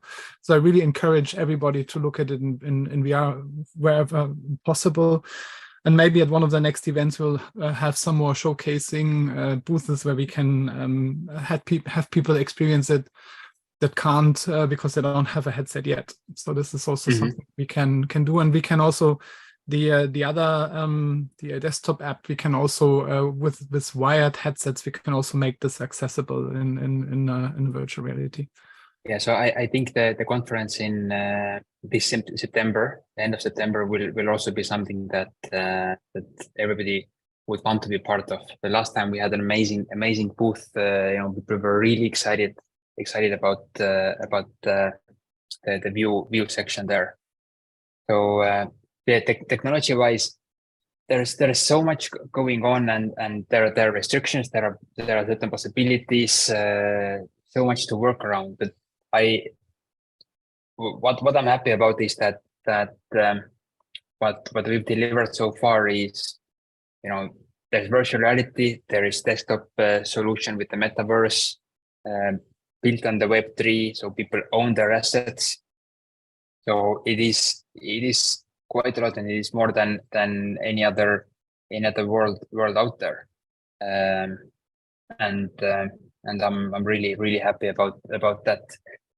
One more thing that would be good to talk about, Roald, would be, I think, something that was already asked about, because people discovered, they saw some websites, no, not some website, they saw a website that already existed, and started asking questions, what is that? And that is something that little bit goes along with the monetization part of the view. And then we can talk about this, and then talk about some NFTs. It's always difficult to find a balance between keeping things a secret until the last moment and also do the preparation for marketing purposes and strategy and start growing a community. So at a certain point, you have to have some online presence. And yeah, we have a very creative network that is searching the internet 20 times a day on Google and typing in the view and anything related. So yeah, they dig up all kinds of things that we're trying to keep to the side, but nonetheless, it doesn't really matter. This is another thing that came up during our journey, where we were looking for developers, 3D developers. And as most of you probably know, we're based in Amsterdam, and VR is not the newest market. So to find developers is one thing, but to find very specific virtual reality developers that live in Amsterdam and are highly skilled. It's always funny when people, they prefer to have 10 years of experience when it comes to VR development, but sometimes these people don't even exist, because VR in this way hasn't been around that long.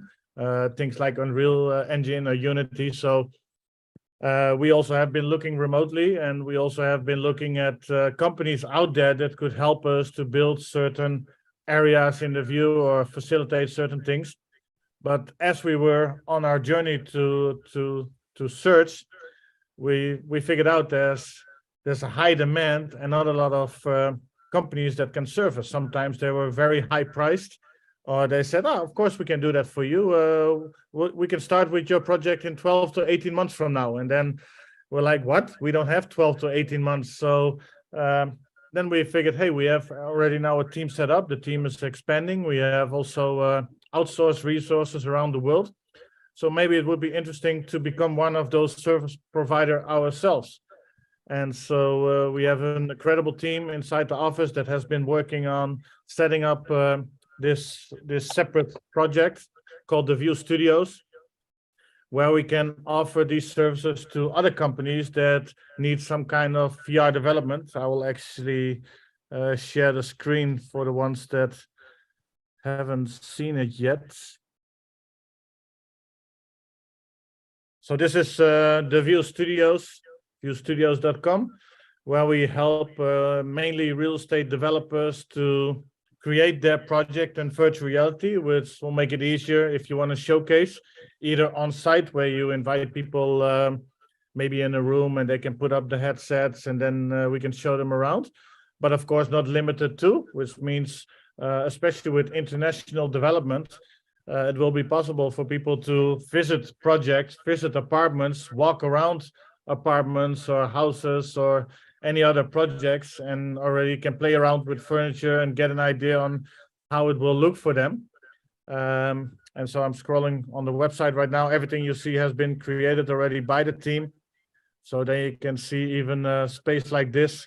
It can look really close to reality. So this is a non-live, real existing space that you see, but this has been created. Same as these and these. So there's shopping possibilities, retail that we can build in, all kinds of views, living rooms. The team is now in contact with multiple interested projects. So new real estate developers that want to use the services of View Studios to build their whole development. Now, why is this interesting for you as a customer of the View? You can play around. You can actually the quality. You can change the table or colors. Why is this interesting? Because revenue that comes into the View Studios is part of the View. So if there's, let's say, a real estate developer in Istanbul that wants to use the services of View Studios, and then the development team and the 3D artists, they create this, of course, the company is going to be paid for it. And that means that this revenue ends up being in verticals like real estate and in, for instance, Turkey as a region. And so this is already one small example. This will, of course, help the View as well, because we're expanding our library with all kinds of developments that we've done. But it will also help us to generate volumes that can go back into the View, and then generate the commissions that people, of course, are looking for. Sometimes people ask, okay, now it's launched. Can I expect my next commission next Monday or something like that? But you have to understand, developing the platform is one thing. And as Chris has mentioned many times during his presentations in the events, it will take some time after this as well to grow the community, to have enough people inside the View, and then start monetizing their activities. So this is one example, and Chris already said we want to help as many people as possible to also set up their business, either in the VR world or in the metaverse, or both, by October, so that any revenue that comes into those different business models can already come back into the View as well. This is, of course, outside the smaller payments when it comes to avatar upgrades or buying land. You can either do that with credits, but you can also do it with crypto. So any payment, of course, in the View or the metaverse will be tracked and then will turn into a commission based on the vertical, the region, the city, the world area, or any of those different pools that we have.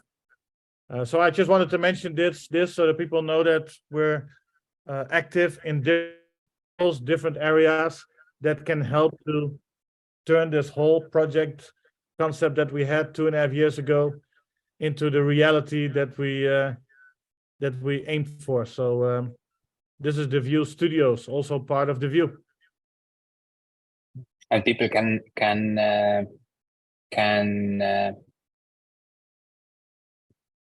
I would say have customers for the View Studios as well, and that all supports the revenue, the and the commissions.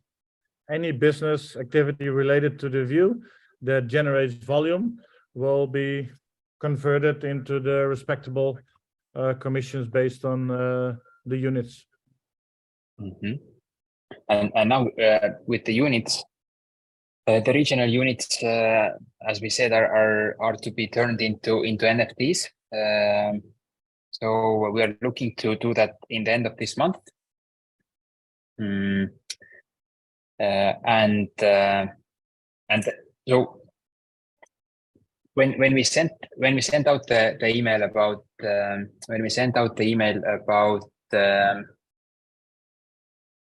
Web3 wallets, then that had actually two purposes. One of them was that the same Web3 wallet you will be using to access the metaverse.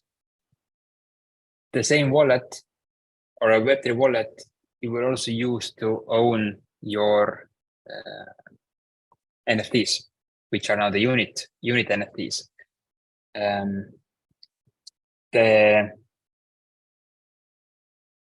The unit NFTs are on the Polygon chain, which is a second layer chain on top of second layer solution on top of Ethereum blockchain, and the metaverse itself is built on Binance's smart chain. So there are two different technological directions that you can get used to and you can familiarize yourself with, and the best to familiarize yourself with the technology is by using it. So both of these are used in the View. Now the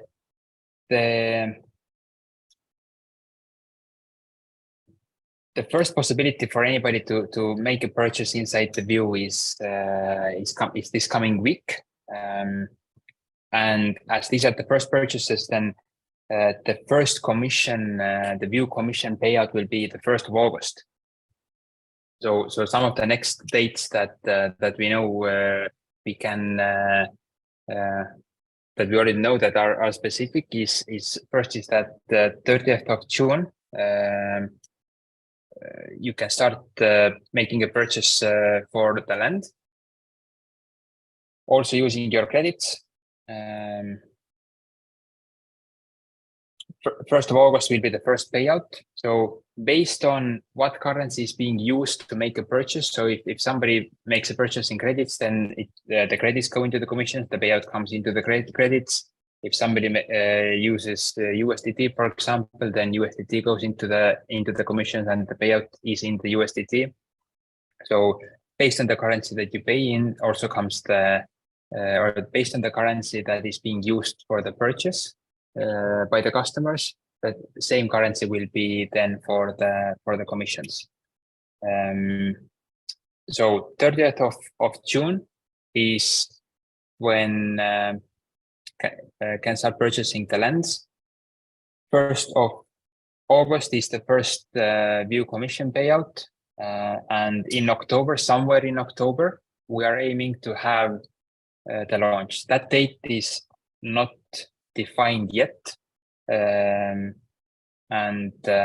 We're actually hoping to get more info from Meta and then to align that in a nice sequence. So yesterday the Vue team created a Telegram channel for the Vue community. Every one of you should be in there because any update, some of them go out on the emails, but the quickest messages, quickest updates are always in the Telegram channel, because that's the fastest way to send out the message to everybody.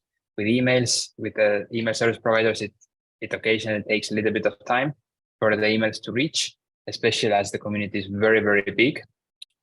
So the emails are sent out into batches, so hundreds of thousands of people cannot unfortunately receive it at the same time. But the Telegram channel is something that is super fast in terms of communication.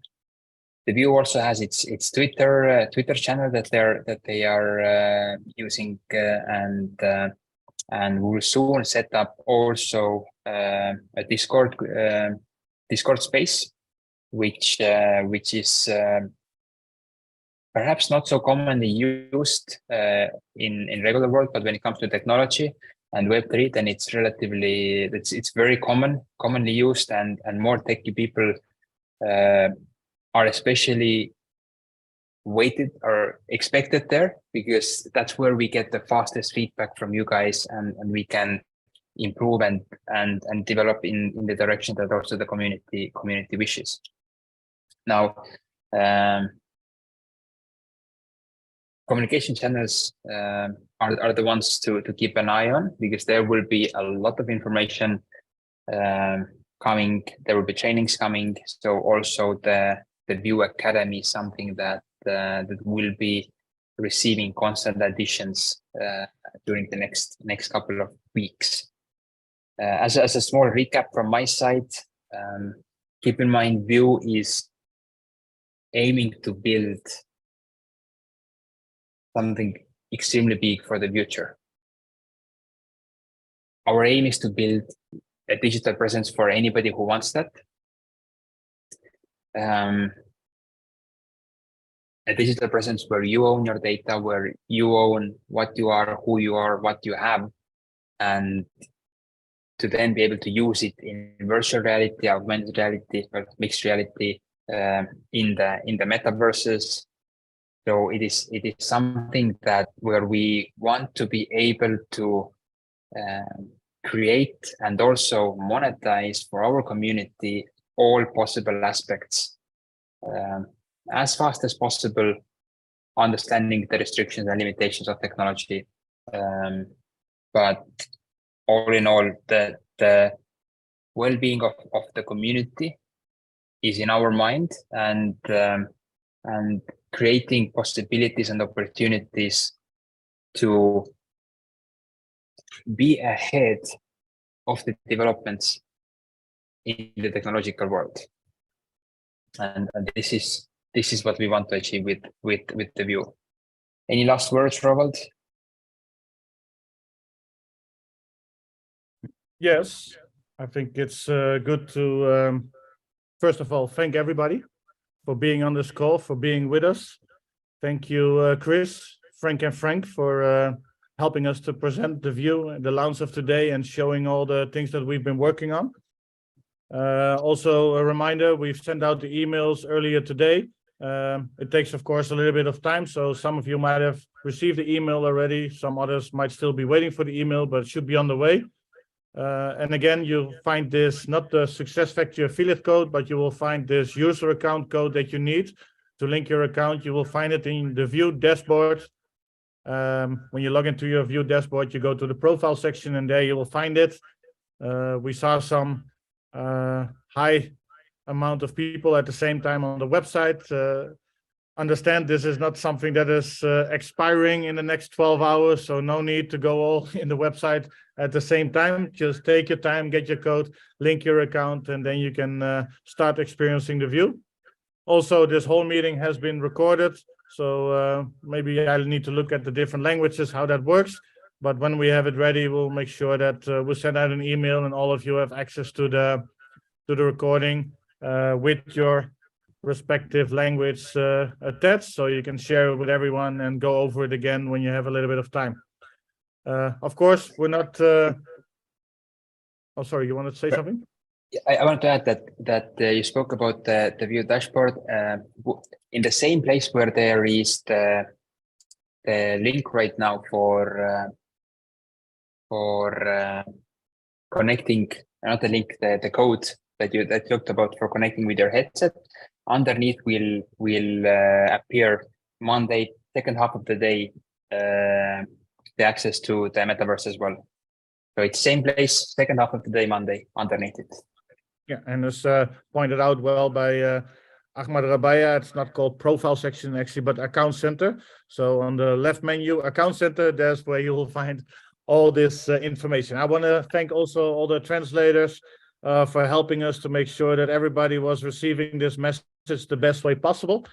It's been a very exciting day for us. We've worked hard for a long time to make sure that all these things were ready to go, and so a lot of you might still have questions.